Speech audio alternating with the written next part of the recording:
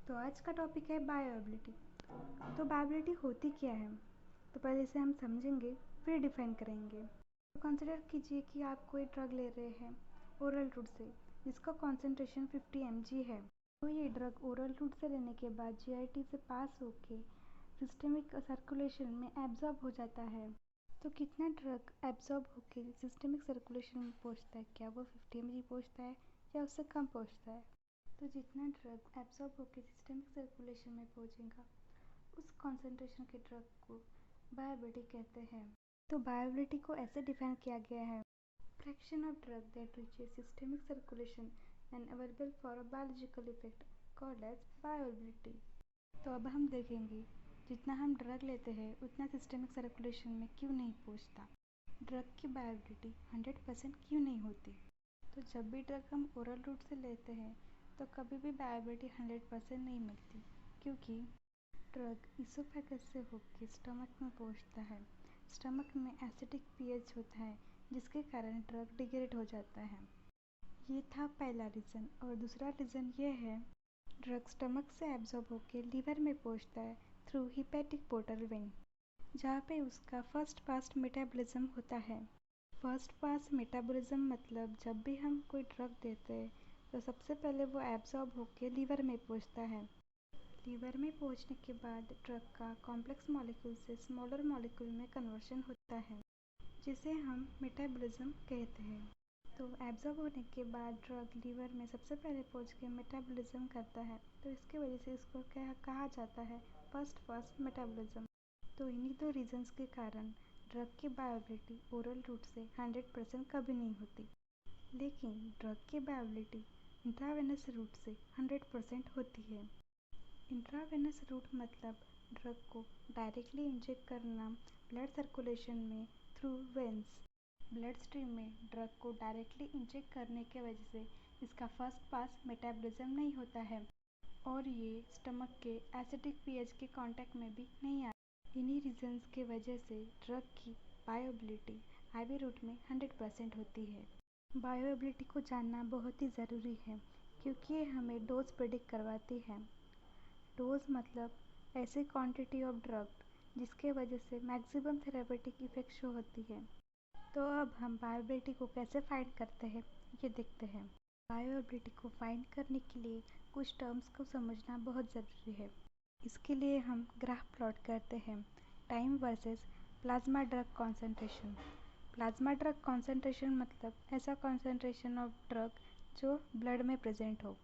जब हम ड्रग लेते हैं, ड्रग धीरे धीरे ब्लड में एब्जॉर्ब होता है, जिसके वजह से ड्रग का कॉन्सेंट्रेशन धीरे धीरे इंक्रीज होता है ब्लड में। इसके बाद ड्रग का मेटाबॉलिज्म होता है, जिसकी वजह से ड्रग का कॉन्सेंट्रेशन ब्लड में कम होने लगता है। और फिर एलिमिनेशन होता है। ड्रग का एलिमिनेशन मोस्टली यूरिन से होता है। जिस टाइम पे ड्रग का कॉन्सेंट्रेशन ब्लड में हाईएस्ट होता है, उस टाइम को टी मैक्स कहते हैं।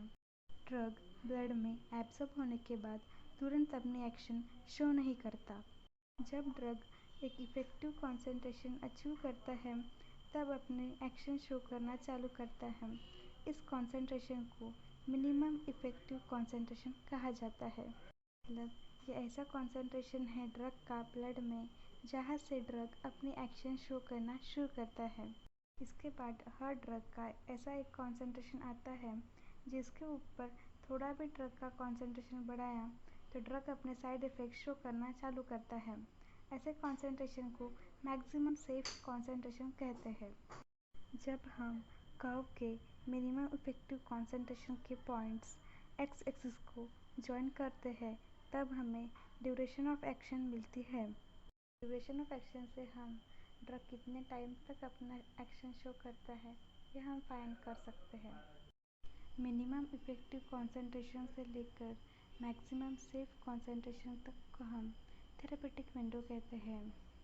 थेरेपेटिक इंडेक्स से हम ड्रग का सेफ कॉन्सेंट्रेशन निकाल सकते हैं। बायोएबिलिटी के कंसेप्ट को जानना बहुत ज़रूरी है, क्योंकि ये हमें डोज प्रेडिक्ट करवाती है। डोज मतलब ऐसे क्वांटिटी ऑफ ड्रग जो हमें मैक्सिमम थेरापेटिक इफेक्ट दिखाए, मैक्सिमम एक्शन दिखाए। तो अब हम बायोबिलिटी को कैसे कैलकुलेट करते हैं ये देखते हैं। तो अब हम एक ड्रग लेते हैं जिसकी हमें बायोबिलिटी निकालनी है।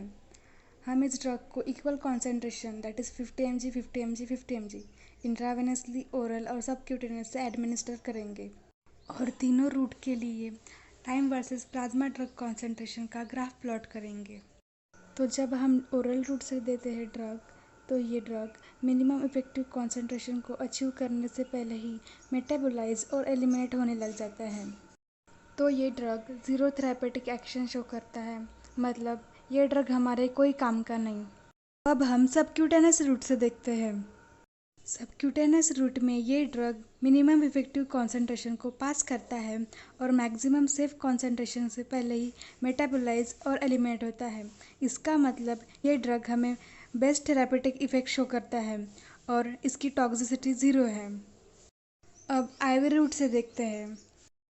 जब हम ड्रग आईवी रूट से देते हैं तो ये मिनिमम इफेक्टिव कॉन्सेंट्रेशन को तो पास करता है, पर मैक्सिमम सेफ कॉन्सेंट्रेशन को भी पास करता है।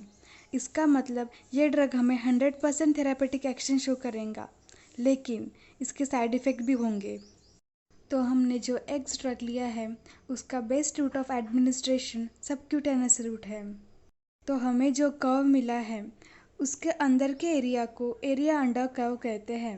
तो ये एरिया अंडर कर्व तीनों रूट के लिए अलग अलग है, आप देख सकते हैं। तो अब हम एरिया अंडर कर्व को यूज़ करके इस ड्रग की बायोबिलिटी निकालते हैं। बायोबिलिटी का फॉर्मूला होता है AUC oral upon AUC IV। तो एरिया अंडर कर्व IV और ओरल रूट का हम ग्राफ से निकाल के इस फार्मूले में डालते हैं, और किसी भी ड्रग का बायोबिलिटी हम इस फार्मूले से निकाल सकते हैं।